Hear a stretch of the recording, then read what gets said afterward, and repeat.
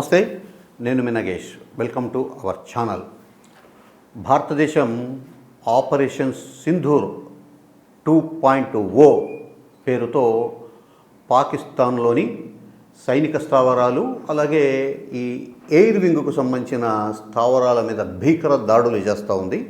ఏదైతే పాకిస్తాన్ మన దేశం మీద మేము కూడా దాడి చేస్తాం, ప్రతిఘటిస్తాం, అవి పేల్చేస్తాం, సైనిక స్థావరాలను కూల్చేస్తామని ఏవైతే ప్రగల్భాలు పలికిందో అవన్నీ తుస్సైనాయి.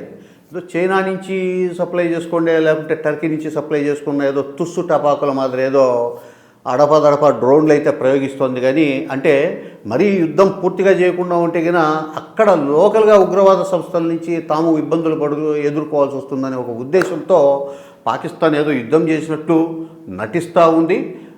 కానీ ఈ యుద్ధంలో ఎలాగూ మనం గెలవలేమని చెప్పేసే విషయము ఎప్పుడో పాకిస్తాన్కి అర్థమైపోయింది. సో నిన్న రాత్రి నుంచి పాకిస్తాన్ దౌత్య సంబంధాలతో భారత్ దాడులను కంట్రోల్ చేసే ఒక ప్రయత్నం చేస్తుంది. ఇందులో భాగంగా అమెరికా నుంచి భారత్ మీద అంటే డొనాల్డ్ ట్రంప్ ద్వారా ప్రధాని నరేంద్ర మోడీ మీద ఒత్తిడి చేసి ఈ యుద్ధానికి ముగింపు పలికించే ఒక ప్రయత్నం అయితే పాకిస్తాన్ ప్రధానమంత్రి షరీఫ్ చేస్తున్నారు.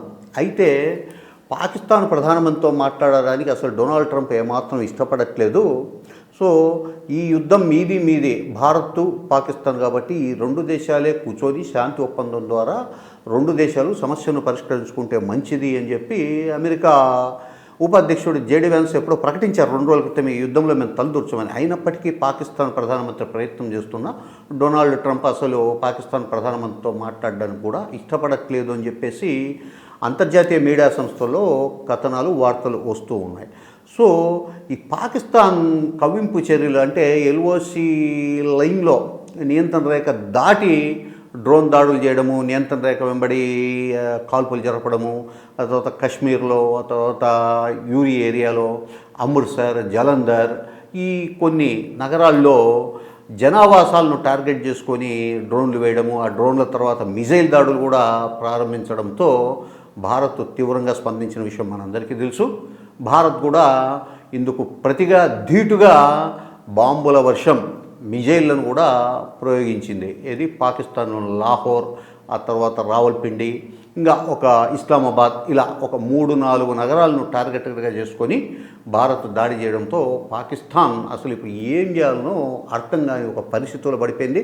ఆల్మోస్ట్ ఇంకొక 24 గంటలు, మహా అంటే 48 గంటలు మాత్రమే యుద్ధం చేయగలిగే శక్తి సామర్థ్యాలు పాకిస్తాన్ దగ్గర ఉన్నాయని చెప్పేసి పాకిస్తాన్ మీడియా నుంచి కూడా వార్తలు వస్తున్నాయి. అలాగే ఇంటర్నేషనల్ మీడియా కూడా ఈ విషయాన్ని స్పష్టం చేస్తూ ఉంది. దీంతో విషయం అర్థమైపోయి పాకిస్తాన్ ఆల్మోస్ట్ చేతులు ఎత్తేసింది. ఇప్పుడు డైరెక్ట్గా భారతదేశానికి సరెండర్ అయితే గినా అది ఆ దేశానికి తీవ్రమైన అవమానం అనే ఉద్దేశంతో ఏదో ఒక రకంగా అంతర్జాతీయ స్థాయిలో మధ్యస్థాలు చేసి, పంచాయతీలు చేసి, ఒత్తిడి చేసి యుద్ధాన్ని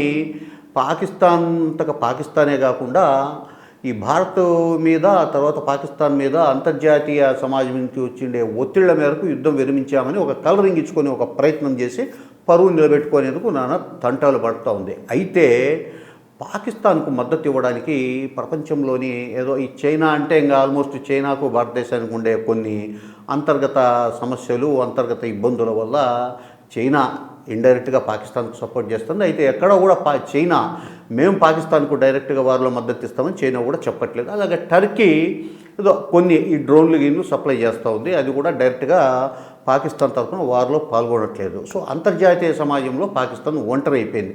అంతెందుకు తాలిబాన్లు కూడా చివరికి పాకిస్తాన్కు మద్దతు ఇవ్వడం లేదు మేమని చెప్పేసి ప్రకటించారు. మొత్తం మీద చూస్తే జరగబోయే సీన్ ఏంది, సినిమా ఏందని పాకిస్తాన్కు అర్థమైపోయింది. అయినా కూడా ఏదో పరువు నిలబెట్టుకొని ఒక ప్రయత్నం చేస్తూ ఉంది. ఈ నేపథ్యంలో ఎప్పుడైతే భారత్ పాకిస్తాన్ మీద దాడులు చేసి పాకిస్తాన్ గడగడలాడిస్తుందో, ఈ పాకిస్తాన్లో భాగంగా ఉన్న ఈ బలూచిస్తాన్ లిబరేషన్ ఆర్మీ కూడా ఇదే అదునుగా తీసుకొని పాకిస్తాన్కు సంబంధించిన సైనికుల మీద, తర్వాత పాకిస్తాన్ స్థావరాల మీద తీవ్ర స్థాయిలో దాడులు ప్రారంభించింది. ఒకవైపు ఇండియా దాడులు, మరోవైపు పాకిస్తాన్లో అంతర్భాగంగా ఉన్న బలూచిస్తాన్ లిబరేషన్ ఆర్మీ దాడులను తట్టుకోలేక పాకిస్తాన్ కకలావికలమైపోతుంది. ఆర్థికంగా కూడా చాలా కుప్పకూలిపోయే ఒక ప్రమాదం అంచున పాకిస్తాన్ నిలబడింది. అందుకే యుద్ధం చేయాలా, మాకు సహాయం చేయండి అని పాకిస్తాన్ ఆర్థిక శాఖ ప్రజలను అడుక్కుంటుంది. అలాగే IMF నుంచి రుణం పొందడానికి గట్టి ప్రయత్నం చేస్తుంది. భారతదేశం దాన్ని అడ్డుకుంటోంది. ప్రపంచంలో తమకు స్నేహితులుగా ఉన్న దేశాల నుంచి కూడా ఆర్థిక సాయం ఇవ్వండి అని చెప్పేసి రిపీటెడ్గా విజ్ఞప్తి చేస్తున్నా కూడా భారతదేశానికి ఉండే సైనిక శక్తి, భారతదేశ శక్తి, భారతదేశ జనాభా శక్తి, ఆ తర్వాత భారతదేశానికి దౌత్యపరంగా ప్రపంచంలోని ఇతర దేశాలతో అలాగే వాణిజ్యపరంగా ఉండే బలాన్ని చూసి ప్రపంచంలోని ఏ దేశము కూడా పాకిస్తాన్ వైపు పోవడానికి ధైర్యం చేయట్లేదు. ఈ పరిణామాల నేపథ్యంలో ఒకవైపు బలూచిస్తాన్ లిబరేషన్ ఆర్మీ దాడి చేసి పాక్ సైన్యాన్ని వెంటబడి కొట్టి బలూచిస్తాన్ను ఆల్మోస్ట్ ఆక్యుపై చేసి తమ స్వాధీనంలోకి తెచ్చుకుంది. కెట్వా నగరాన్ని తమ ఆధీనంలోకి తెచ్చుకున్నట్లు బలూచిస్తాన్ లిబరేషన్ ఆర్మీ ఇప్పటికే ప్రకటించింది.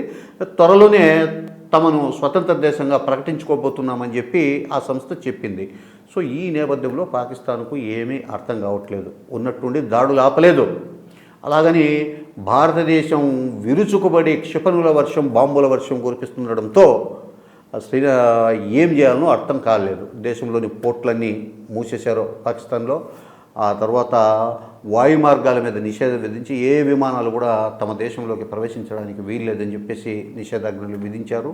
సో మొత్తం మీద చూస్తే పాకిస్తాన్ ఆల్మోస్ట్ యుద్ధ రంగం నుంచి చేతులు ఎత్తేసిన వాతావరణం కనపడిస్తుంది. చూడాలి మరి ఇప్పుడు ఇంకా దేశం తరఫున ఎవరు భారత్తో దౌత్య సంబంధాలు స్టార్ట్ చేసేయడానికి ఫస్ట్ అడిగేసి పాకిస్తాన్ను కాపాడడానికి ముందుకొస్తారు, లేదా మొత్తం ప్రపంచ దేశాలన్నీ వదిలేస్తే పాకిస్తానే వచ్చి భారతదేశానికి సరెండర్ అయ్యే పరిస్థితి ఏమన్నా ఖచ్చితంగా అనివార్యమవుతుంది అనేది మనం 1-2 రోజుల్లోనే చూడబోతున్నాం. ఎందుకంటే అంతకుమించి యుద్ధం చేసినట్లు నటించే అవకాశం కూడా పాకిస్తాన్కి అంత బలం లేదని చెప్పేసి పాకిస్తాన్ మీడియా చెప్తుంది, అంతర్జాతీయ మీడియా సంస్థలు చెప్తున్నాయి. పాకిస్తాన్లో ఉండే మీడియా సంస్థలన్నీ కూడా భారతదేశంతో కూర్చొని శాంతి ఒప్పందం చేసుకొని ఈ యుద్ధాన్ని విరమిస్తేనే మంచిది అని చెప్పేసి పాకిస్తాన్ ప్రభుత్వానికి గత 2-3 రోజులుగా తమ కథనాల ద్వారా, తమ ఎడిటోరియల్ ద్వారా సలహా ఇస్తూనే ఉన్నాయి. పనిలో పనిగా పాకిస్తాన్లో ఒక గ్రూపు ఈ ప్రభుత్వం దిగిపోవాలి, ఈ యుద్ధానికి కారణం అయిన ప్రభుత్వం దిగిపోవాలి, అలాగే షరీఫ్ ప్రభుత్వం గద్దె దిగాలని చెప్పేసి అక్కడ అంతర్గత పోరాటం, అంతర్గత యుద్ధం కూడా స్టార్ట్ అయింది. మొత్తం మీద ఈ పరిణామాలన్నీ కూడా పాకిస్తాన్కు తీవ్రమైన నష్టం కలిగించే ఒక ప్రమాదం ఖచ్చితంగా కనపడిస్తుంది. ఒకవైపు పాకిస్తాన్లో బలూచిస్తాన్ తమ భూభాగాన్ని అంతా స్వాధీనం చేసుకుంది కాబట్టి ఎక్కడైతే బలూచిస్తాన్దో అంతవరకు, సో పాకిస్తాన్ తమ భూభాగంలో దాదాపు 50% భూభాగం కోల్పోయిన ఒక పరిస్థితి అయితే కనపడిస్తుంది. మొత్తం మీద ఈ ప్రమాదం నుంచి ఇప్పుడు పాకిస్తాన్ ఏ రకంగా బయటపడుతుందనేది ప్రపంచంలోని అన్ని దేశాలు ఆసక్తిగా ఎదురు చూస్తున్నాయి. భారతదేశం వరకు ఎక్కడ తగ్గట్లేదు. అంటే పాకిస్తాన్లో ప్రజలను చంపకూడదు, ప్రజల జనావాసాల మీద బాంబు దాడులు, మిజైళ్ల దాడులు చేయకూడదు. ఆ పాకిస్తాన్కు సంబంధించిన ఎయిర్ బేస్లు, అలాగే వాళ్ళ సాంకేతిక వ్యవస్థ, పోర్టులు, ఎయిర్పోర్ట్లు వీటిని బేస్గా చేసుకొని అక్కడ యుద్ధం చేయాలి.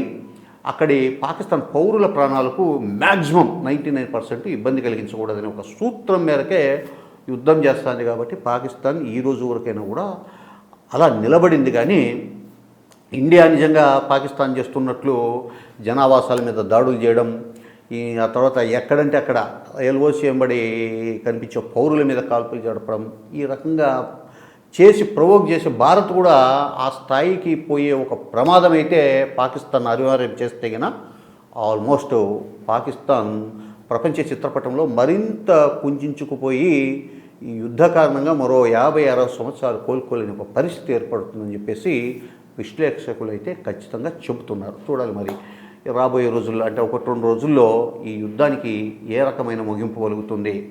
పాకిస్తాన్ సరెండర్ అయిపోతుందా భారతదేశానికి, లేదు ఏదో ఒక దేశాన్ని పట్టుకొని శాంతి ఒప్పందాలు ప్రారంభించే ఒక ప్రయత్నం చేస్తుందా, సక్సెస్ అవుతుంది అందులో అనేది 2-3 రోజుల్లో మనం చూడబోతున్నాం. మొత్తం మీద వార్ వన్ సైడ్ అయిపోయింది.